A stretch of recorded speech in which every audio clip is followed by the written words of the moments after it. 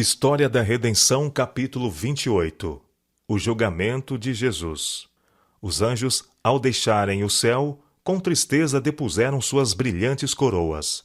Não podiam usá-las enquanto seu comandante estivesse sofrendo, e devesse usar uma coroa de espinhos.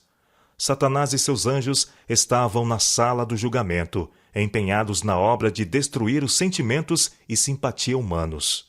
A própria atmosfera estava carregada e poluída por sua influência.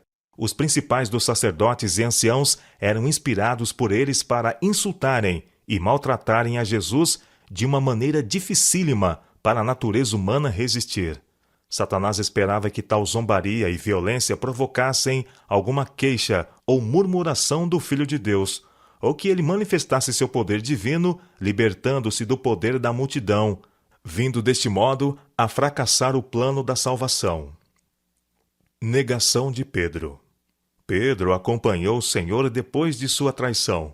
Estava ansioso para ver o que seria de Jesus.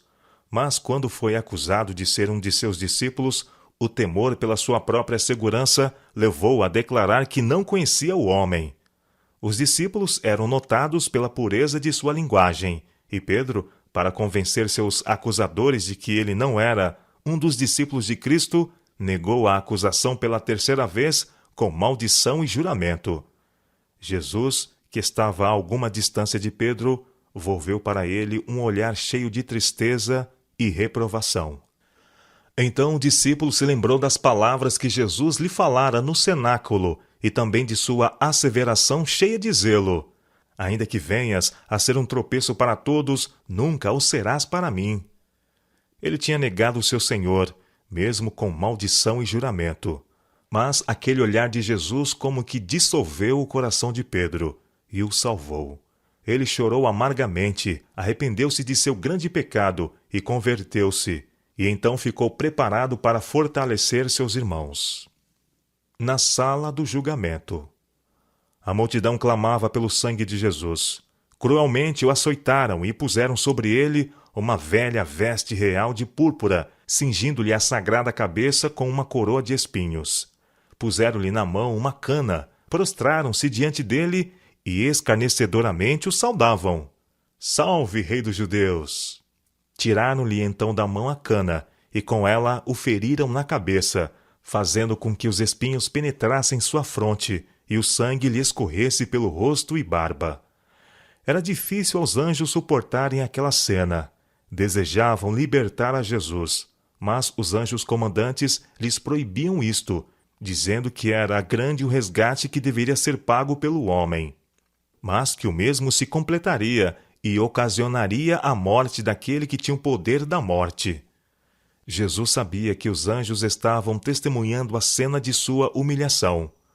O mais fraco dentre os anjos poderia fazer com que aquela multidão escarnecedora caísse impotente e poderia livrar a Jesus. Ele sabia que se desejasse isto de seu Pai, os anjos instantaneamente o livrariam. Era, porém, necessário que ele sofresse a violência dos homens ímpios, a fim de levar a efeito o plano da salvação. Jesus permaneceu manso e humilde perante a multidão enfurecida, quando lhe davam os mais vis maus tratos. Cuspiam-lhe no rosto, rosto esse do qual um dia desejarão esconder-se, e que dará luz à cidade de Deus, e resplandecerá mais do que o sol. Cristo não lançou contra os que o ofendiam um olhar iroso.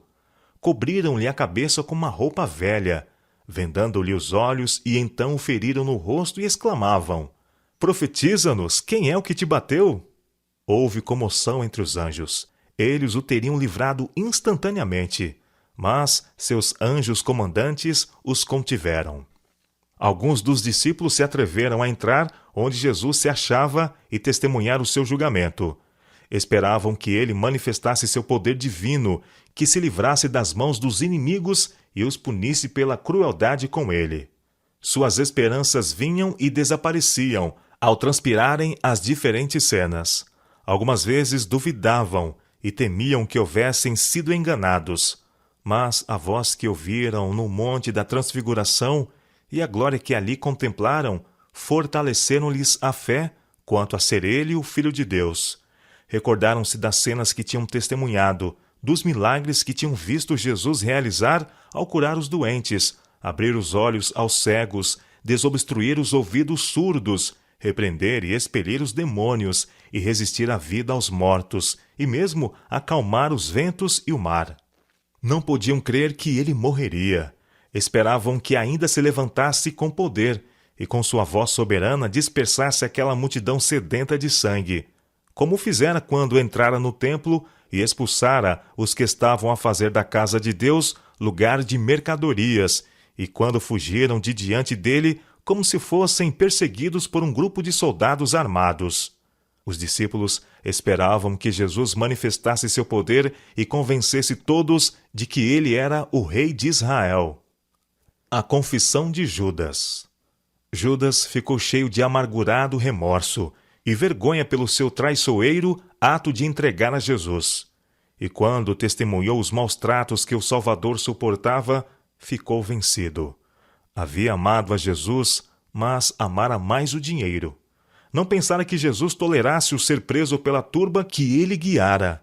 Esperara que ele operasse um milagre e deles se libertasse. Mas quando viu a multidão enfurecida na audiência, sedenta de sangue, sentiu profundamente a sua falta. E enquanto muitos estavam veementemente a acusar Jesus, Judas precipitou-se através da multidão, confessando que tinha pecado, traindo sangue inocente. Ofereceu aos sacerdotes o dinheiro que lhe haviam pago e rogou-lhes que livrassem a Jesus, declarando que ele era inteiramente inocente. Por pouco de tempo, o vexame e a confissão conservaram os sacerdotes em silêncio.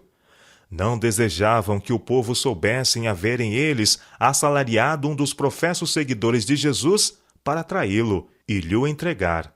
Desejavam ocultar o terem eles acossado a Jesus como a um ladrão e o haverem preso secretamente. Mas a confissão de Judas e sua aparência decomposta, criminosa, desmascararam os sacerdotes perante a multidão, mostrando que foi o ódio que os fizera prender a Jesus. Ao declarar Judas em alta voz que Jesus era inocente, replicaram os sacerdotes: "Que nos importa? Isso é contigo." Eles tinham Jesus em seu poder e estavam decididos a mantê-lo seguro.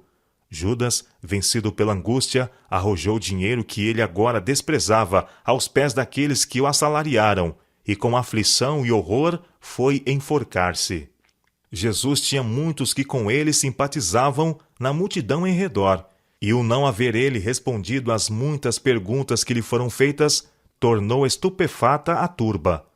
Sob toda a zombaria e violência do populacho, nenhum sinal de desagrado, nenhuma expressão de inquietação repousou em suas feições. Manteve a dignidade e a compostura. Os espectadores olhavam para ele maravilhados. Comparavam suas formas perfeitas e porte firme, digno, com a aparência daqueles que se assentavam em juízo contra ele, e diziam uns aos outros que ele se parecia com um rei mais do que qualquer dos príncipes. Não apresentava indício de ser criminoso. Seu olhar era suave, claro e denodado, sua testa larga e alta. Todos os traços se distinguiam fortemente pela benevolência e nobres princípios. Sua paciência e resignação eram tão diferentes das dos homens que muitos estremeceram. Mesmo Herodes e Pilatos ficaram grandemente perturbados com seu porte nobre e divino. Jesus perante Pilatos. Desde o princípio, Pilatos estava convencido de que Jesus não era um homem comum. Cria que tinha um excelente caráter e inteiramente inocente das acusações feitas contra ele. Os anjos que testemunhavam a cena notaram as convicções do governador romano e, para salvá-lo de se empenhar no terrível ato de entregar a Cristo para ser crucificado, um anjo foi enviado à mulher de Pilatos e informou-a, por meio de um sonho, de que o Filho de Deus era aquele em cujo processo seu marido estava empenhado e era um inocente sofredor.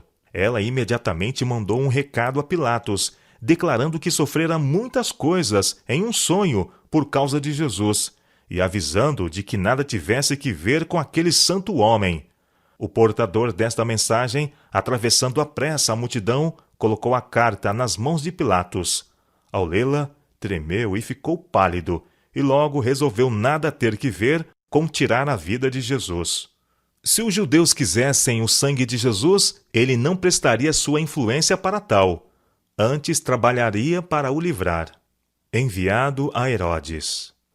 Quando Pilatos ouviu que Herodes estava em Jerusalém, sentiu-se grandemente aliviado, pois esperava livrar-se de toda a responsabilidade no julgamento e condenação de Jesus.